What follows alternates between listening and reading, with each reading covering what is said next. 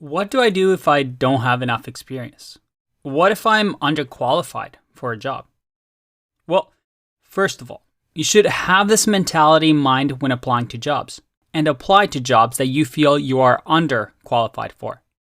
If a job is asking you to do something that you already feel confident, then you should ask yourself, what am I going to learn in this job? Am I going to learn actually? Is this job going to put things on my resume that will make me get better and get a better position in the future? Or am I just going to do the same thing that I already know what to do or how to do it? Finally, you have to keep in mind that job postings are put in order to weed out the weak candidates. I have seen way too many of these created by non-technical people or just making jobs sound tougher than it really is to remove junior developers or engineers from applying. So ask yourself, is this job going to be tough? Good. Then that is what you want. That's what you should be doing. Do you feel confident you are very qualified for this job? Okay, then maybe you should push yourself and apply to a job that's more difficult than you think. Every application should be a long shot. If you're applying to something that you're 100% qualified for, where is your room to grow? So dream big. But in order to dream big, you might have a bit of a roadblock. What if you don't have enough experience? See, I don't love resumes and I don't think a lot of people do either.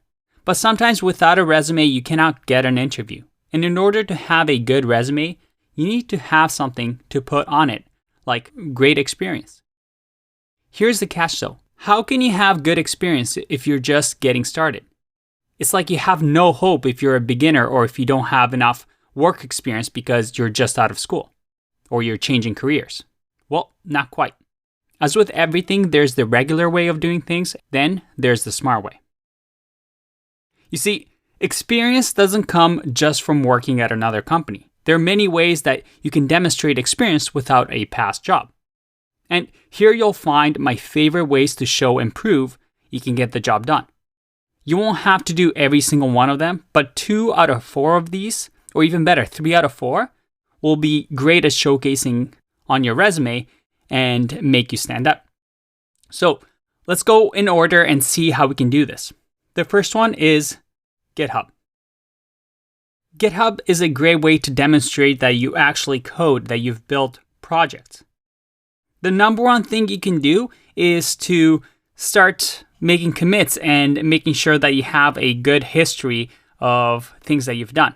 And by the way, if you're wondering how I got this cat picture in here, I'll show you a little trick in the next exercise to make your contribution look a little bit nicer and busier in case you're just getting started and you don't have a good past history. Another way to improve your GitHub profile or to just add more experience is contributing and participating in open source projects. For example, I've created a Zero to Mastery organization where we have a ton of open source projects by the community that you can contribute to. And they're made specifically for you to mess up, make mistakes. Nobody's going to yell at you. These are just fun projects that are open source that you can contribute to. And you can do as much or as little as you want, but this will improve your experience in contributing to open source projects, and it's something you can add to your resumes. Now, contributing to open source projects, recruiters love seeing this because this demonstrates that you can work with others and also with something like GitHub and version control. All right, let's look at the next one. The next one is website. If you're especially a full stack or a front-end developer or even a designer, you should have your own website where you can showcase your skills. This, again, is something you can speak about in your interview and about how you built the website, or it gives you a good way to talk about your past projects. Now, you're asking yourself, Andre, am I going to have to build a whole new website and waste a bunch of time? Well, not really. Let me show you a couple of tricks. You see, you don't need to build your own website from scratch. There's a ton of free templates like Creative Tim here that just gives you a nice template for you to use and fill in with your information. We can also look at this one. And again, free templates that you can use. I especially like the mountain template. And you can see that, yeah, I mean, you can customize this to your own and make it look professional. And it's already designed nicely and also customized for different experiences, such as mobile, tablet. And in a day, you can have your own website. And just to show you how you shouldn't really spend too much time on your own website, one of my favorite people to follow is Kevin Kelly. He is very, very popular among the tech community, and he's just an overall really smart thinker. And you can see his website over here. It's very simple. Nothing exaggerated, very, very clean but small, very basic layout. And this is to show you that you don't need some crazy animations, make it all flashy to stand out. As long as you have a personal website, it just shows that you actually spend time building it and doing something that most people wouldn't do. Another thing that I want to show you is, for example, the job board that we have for all of my students. And this is, again, another open source project that the community built. If we just search through, let's say, Toronto developers here, and we go to Christine Aki, I hope I'm saying the last name right, you can see how simple yet beautiful her portfolio is. If we go to About Me, just a nice little bio with links to her profile. If we go to projects, we see some of their projects. And this is something that she can put on her resume and immediately stand out from the crowd. And it also gives her an opportunity to list projects that she can talk about when she gets to an interview. All right, let's look at the next topic. 1 to 2 big projects. Now, you can't really fake experience. If you've never built anything beyond a to-do list or a Hello World app, you simply will not be able to get very good jobs. However, most people think having 100 projects is the way to go. So they do a project a day and build small projects, many small, tiny projects to have 30 of them.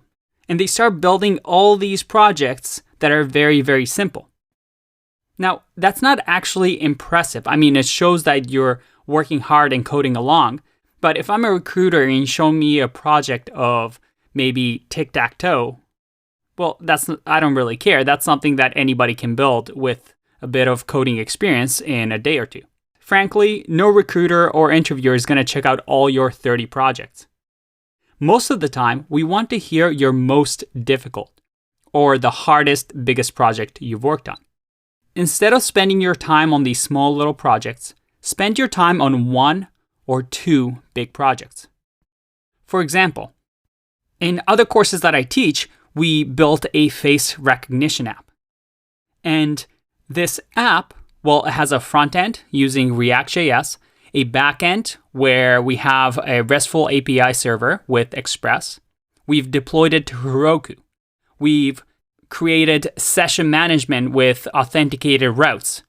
We store user information such as username and also hashed passwords securely in our database on Postgres.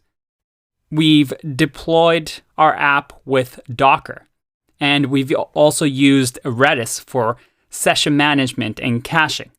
Now, all of that may not mean a lot to you, but having something like a one big project that you can talk about all these things will make you sound a lot more impressive than somebody that just builds a ton of tiny projects. So focus on that. Have 1 to 2 big projects that you can show off, makes you stand out, and it's also going to give you something to talk about during the interview. And put it up on your website or create its own website, and you immediately can put this as the first item on your resume. Because here's the thing. If you don't have work experience, if we go back to the resume we used in the exercise, remember this resume? Well, if you had no work experience, maybe for work experience, you can say something like JavaScript developer or web application developer and talk about how you build your project here. Because to a recruiter, it doesn't really matter if you worked at a certain company building an application or on your own. Or that could be a little bit vague too. They don't need to know that. They just need to know that you built things that are real, that are big and complicated, and you solved hard problems. So having 1 or 2 big projects that you can list on your experiences is a great way to add to your resume if you don't have enough past work experience at companies. And I have a few students who have actually used this technique to get interviews, even though they just learned how to code 6 months ago. And then finally, we have the blog post or blog. Let's have a look at what I mean by that. This is another thing you can include in your resume, especially if it's related to a technology you're using or the company is using. For example, I have here my Medium profile, and Medium.com allows anybody around the world to just post a blog post. And it's very popular with the tech community, so there's a lot of tech-related posts that you can write on Medium. And there's other platforms like this. What if you wrote a blog post about a specific technology that the company you're applying for is using, or some sort of a technical problem that they're facing? By doing that and just adding a link to that blog post, it gives you, again, another leg up to most people. And the great thing about platforms like this is that, well, if we go to one of my articles here, you can post it to what we call publishers. And publishers allow your post to be discovered by others. And it's very simple to do. You can write a blog post on Medium in a day and submit it to a place like Hacker Noon, and lots of people see it. And as soon as you show this to a recruiter or an interviewer, again, it automatically shows that you know what you're talking about, or at least it makes you stand out from the rest. And you can do this with YouTube videos as well, but I prefer writing because it's a lot faster and it looks a lot more professional. So let's just review here. What happens if you don't have enough experience? Well, all of these 4 points allow you to gain that experience or show that you have experience without actually having traditional work experience. All you need to do is start something on your own and build something like a project or a portfolio or a blog post. This only shows initiative, but you can focus this project on solely getting your interviews, or you can participate in a hackathon or contribute to open source projects. By taking this initiative, you're doing more than most people that hope to just land an interview by sending a generic resume. You'll immediately stand out from the crowd and give you something to put on your resume that, again, is different than the average developer. Plus, you have the added benefit of something to talk about in your actual interview. Remember, nothing is given to you for free. And luck is for those who rather wait than go after what they want. So by simply building something just for fun, such as a side project, you're showing how self-motivated and ambitious you are. Experience doesn't mean on-the-job experience. Write about your portfolio projects. Maybe talk about your website and how you built it. Talk about your GitHub profile, maybe a hackathon you participated in, or open source projects you've worked on. Write a blog post on a specific technology that the company you're applying to is using. All of them answer this question: do you have experience? Finally, there are many things that you can add that are not developer related, but can make you a great employee. For example, did you work as an instructor at a camp? Well, you can now add ability to manage people and communicate well with others. Any skill that is related to getting the job done can be included. Also, if you have only had 6 months of coding experience, don't show that on the resume. That doesn't mean to lie, but to hide that information. Because a recruiter only glances at your resume. They won't care if you're the best developer in the world if they just see 6 months experience. That's too risky for them. Your resume will most likely be discarded no matter how good of a developer you are. So remember, resumes are only good to get your foot in the door. By tweaking your resume to show that you have experience so that the recruiters thinks, oh, interviewing this person is low risk because they know what they're talking about, is a good way of doing it. Do you have past experience? Have you made good decisions in the past? And have you worked on a challenging problem and solved them? If you're able to answer yes to that, well then, a recruiter is most likely going to ask you for an interview. I'll see you in the next video. Bye-bye.